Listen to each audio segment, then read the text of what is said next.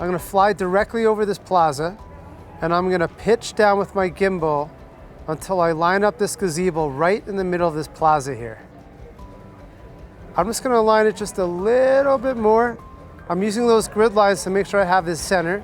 So now that we have this shot set up, I'm gonna be sure to hit the record button. That's an important one. And all I'm gonna do is with my left thumb, I'm just gonna press up. That's just gonna lift the drone up in the air in a very smooth, steady manner. And if I wanted to, I can just, with my left thumb as well, just move to the left very, very subtly to introduce just a little bit of a turn as well.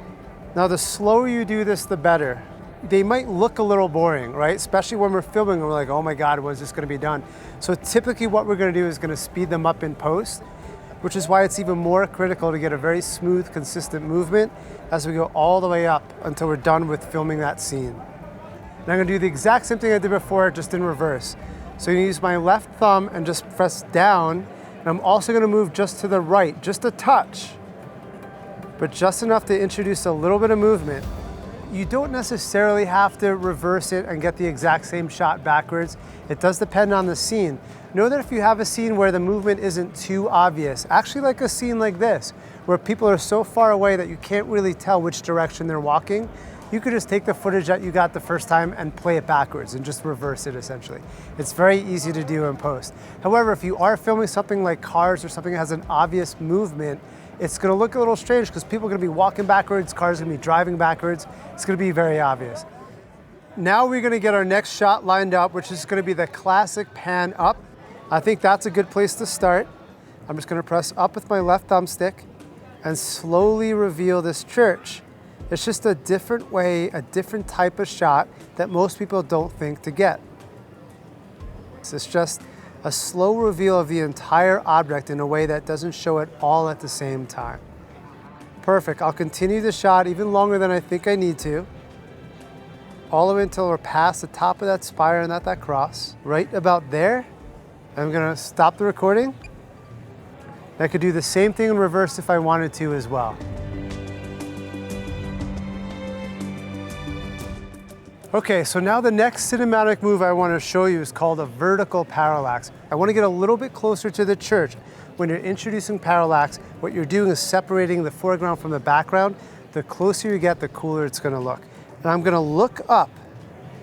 And I did enable to be above zero. In other words, I can pitch up beyond just going straight. Now I'm going to press the record button, and I'm going to lift up with my left thumb, and I'm also gonna look down with my left trigger finger. It's so different than the previous shot where you're just sort of like revealing slowly and keeping that horizon stable. By introducing a complex movement, we're taking our video game to the next level. That just looks so cool. I mean, look at that. Anytime I have the opportunity to create a complicated movement like this, I take it. I think honestly, just a little bit of extra effort to work on those complicated movements and get them down smoothly is definitely gonna pay off.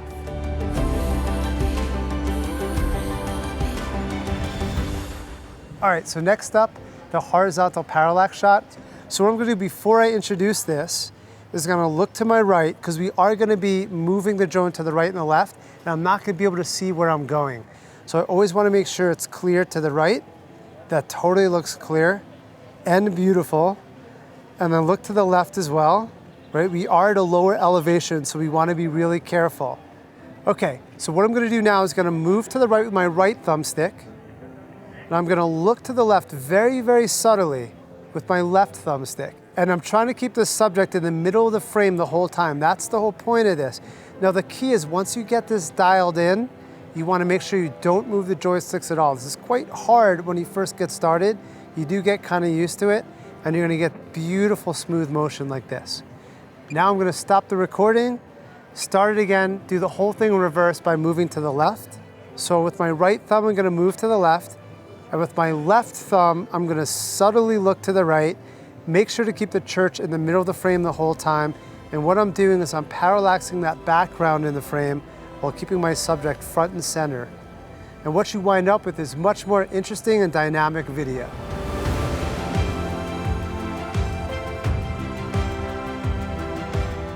All right, so on to the next shot, and an even cooler shot is the orbit shot. And what I'm gonna try and do is completely circle the subject. All I'm gonna do is move to the right while I look to the left, and I'm gonna do this all the way around. I'm gonna orbit all the way around this church. I'm gonna try and keep a very similar movement. Now I'm gonna tweak with my left thumb how fast I'm looking to the left or right to make sure I have that church all the way in the center. And what that's gonna do is gonna reveal the entire city and show me the light from every angle on this church. Now, if I go all the way to the right, it's just gonna increase the speed at which I do this. That's not really as important. You could always speed that up in post. The most important thing is that we have nice smooth movements and that we go all the way around that church to get it from every angle. I mean, this is so cool. The light is just getting better and better and better the more I pan around this scene. I absolutely love this.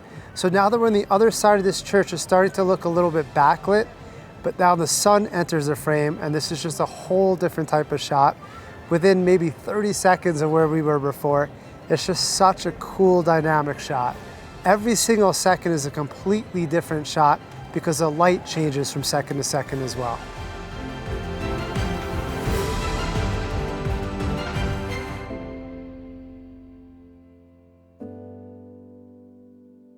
Okay, so now for the last and most dramatic shot, we're gonna put all this together.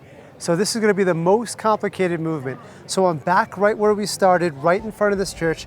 I'm gonna pitch up, or I'm gonna look up with my left trigger finger. I'm gonna trigger the recorder button, and now I'm gonna start moving up and to the right while I'm looking down and to the left, and all while I'm circling at the same time. Let's see how we go. All right, so I'm looking up and I'm moving up.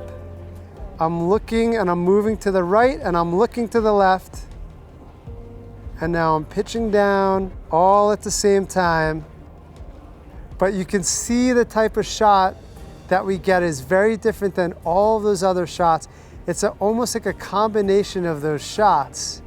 And I'm still pitching down, I'm still going up, I'm still moving to the right. And it just gives us a whole new perspective of this beautiful church and this beautiful city. And I'm doing my best to keep all this in the middle at the same time. This might take a couple practice runs, but I can guarantee you that the results will be completely worth it.